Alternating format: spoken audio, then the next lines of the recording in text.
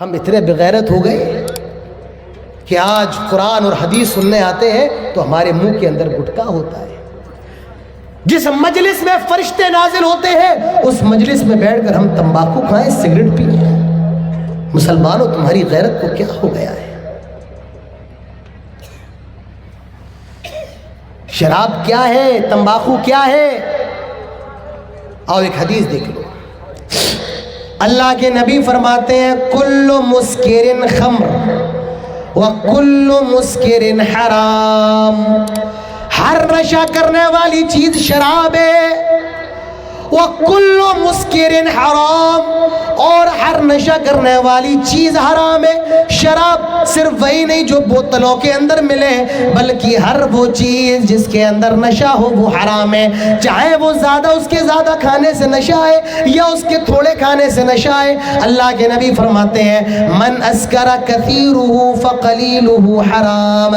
جس کے زیادہ کھانے سے نشہ ہے اس کا تھوڑا کھانا بھی حرام ہے. ہماری شریعت نے نشے کے سارے دروازوں کو بند کیا. ہمارے دین کے اندر شراب, گٹکا, کھینی, تمباکو, میرے بھائیو اس کی اجازت قطعا نہیں ہے. ہماری شریعت نے ساری چیزوں کو شراب کے اندر داخل کیا ہے, منشیات کے اندر داخل کیا ہے. ہماری شریعت نے ان کو حرام قرار دیا ہے. آپ کا وقت ختم ہونے پر ہے, 5 منٹ کا وقت میرے پاس ہے. یہ شراب عرب کے لوگ بڑے شوق سے پیا کرتے تھے اور ان کی کوئی بھی شام بغیر شراب کے نہیں گزرا کرتی تھی. اسلام کے اندر شراب ایک بار میں حرام قرار نہیں دی گئی, 3 بار میں وقتاً فوقتاً, تیسری بار میں 3 اسٹیپ میں حرام قرار دیا گیا. پہلا اسٹیپ اللہ تعالیٰ فرماتا ہے یسألونک عن الخمر والمیسر قل فیہما اثم کبیر ومنافع للناس واثمہما اکبر من نفعہما. اے نبی, یہ لوگ آپ سے شراب کے بارے میں سوال کرتے ہیں, یہ آپ سے شراب اور جوئے کے بارے میں سوال کرتے ہیں. آپ کہہ دیجئے قل فیہما اثم کبیر ومنافع للناس. شراب اور جوئے کے اندر فائدہ بھی ہے اور نقصان بھی ہے. فائدہ کیا ہے شراب کے اندر؟ آدمی پی لیتا ہے نا تو دنیا کی ٹینشن ختم ہو جاتی ہے.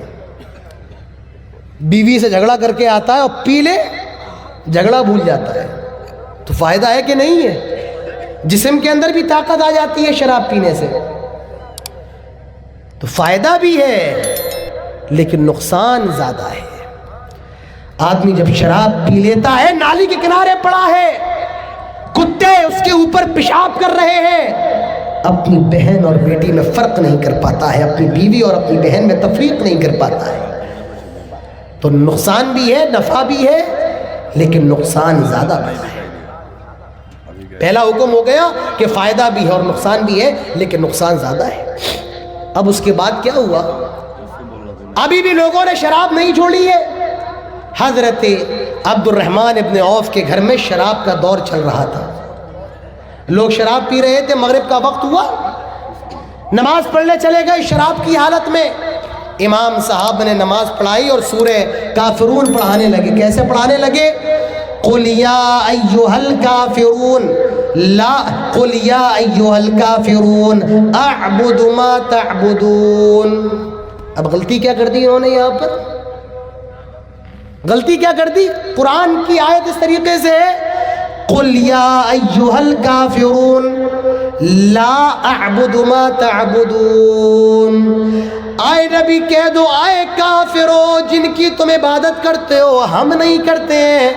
لیکن اس صحابی نے نشے کی حالت میں لام کو لا کو ہٹا دیا. کیا کہا؟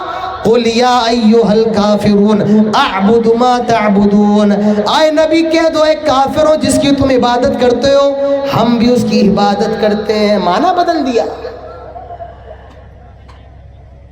معلوم چلا کہ صحابی نے قرآن میں غلطی کر دی نشے کی حالت میں. اللہ تعالیٰ حکم نازل فرماتا ہے لا تقربوا الصلاۃ وانتم سکارا، خبردار جب تم نشے کی حالت میں ہو، شراب کی حالت میں ہو، نماز کے قریب نہ جاؤ۔ تمہیں خیال ہی نہیں ہوتا ہے تم نے کیا پڑھا کیا چھوڑ دیا۔ اللہ تعالیٰ نے منع کیا جب نشے کی حالت میں ہو تو نماز کے قریب نہ جاؤ۔ یہ دوسرا حکم تھا، دوسرا اسٹیپ تھا۔ تیسرا اسٹیپ برملا اعلان کر دیا گیا، یا ایھا الذین آمنوا انما الخمر والمیسر والانصاب والازلام رجس من عمل الشیطان فاجتنبوہ لعلکم تفلحون۔ ایمان والو سنو، شراب، جوا، آستانے اور یہ پاسے وغیرہ سب رجس سے ناپاک ہے، من عمل الشیطان، شیطان